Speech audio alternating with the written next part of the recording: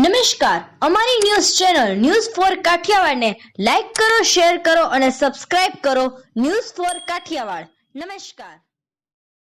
બોટાદના તરઘરા ગામે છરીથી હુમલો, 4 લોકોને ઈજા. ધારાસભ્ય સહિત ગ્રામજનો એસપી કચેરીએ આરોપીઓની ધરપકડની માંગ સાથે પહોંચ્યા. બોટાદના તરઘરા ગામમાં ગાળો બોલવાની ના પાડવા બાબતે થયેલા વિવાદમાં છરીથી હુમલાની ઘટના સામે આવી છે. વિજયભાઈ બાબુભાઈએ ગાળો બોલવાની ના પાડતા હરેશભાઈ ખાચર અને રઘુભાઈ ખાચરે ઉશ્કેરાઈને છરી વડે હુમલો કર્યો હતો. આ હુમલામાં 4 વ્યક્તિઓને ઈજાઓ થતાં તેમને સારવાર માટે હોસ્પિટલમાં ખસેડવામાં આવ્યા છે. પોલીસે બંને આરોપીઓ વિરુદ્ધ ગુનો નોંધ્યો છે, પરંતુ હજુ સુધી તેમની ધરપકડ કરવામાં આવી નથી. આરોપીઓની ધરપકડ ન થતાં બોટાદના ધારાસભ્ય ઉમેશ મકવાણા અને તરઘરા ગામના લોકો મોટી સંખ્યામાં એસપી કચેરીએ પહોંચ્યા છે. તેઓએ આરોપીઓની તાત્કાલિક ધરપકડ કરીને કડક કાર્યવાહી કરવાની માંગણી કરી છે. સંપૂર્ણ ઘટનાના બનાવમાં જીવથી મારી લેવાની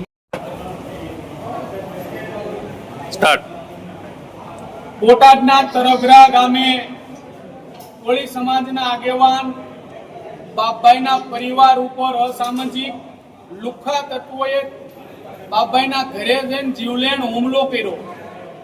એના બાપભાઈના સમર્થનમાં અને આરોપી યુદ્ધના ધોરણે પકડાઈ જાય અને એમાં ગંભીર કલમો ઉમેરો થાય એટલા માટે આજે એસપી કચેરીએ રજૂઆત કરવા ગયા અને બધા મળ્યા.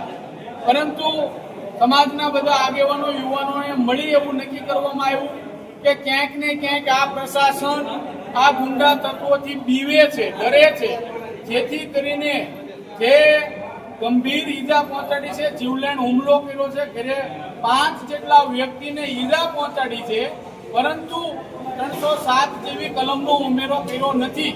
કારણ કે પોલીસ ક્યાંક ને ક્યાંક આ લુખ્ખાઓ સાથે સાંઠગાંઠ ધરાવે છે, જેથી કરીને કાલે તારીખ 3/7/2025 ના રોજ બપોરે 12 કલાકે બોટાદ કોળી સમાજની વાડી મુકામે સમગ્ર ગુજરાત ભરના કોળી સમાજના આગેવાન, કોળી સમાજના યુવાનો તમામ સાથે મળી એસપી કચેરીએ એક જ માંગ સાથે જશે કે એફઆઈઆર ની અંદર સુધારો થાય, 307 નો કલમ ઉમેરો કરવામાં આવે અને બીજું કે યુદ્ધના ધોરણે આ આરોપીને પકડવામાં આવે ત્યાં સુધી ત્યાં ધરણા કરવામાં આવશે.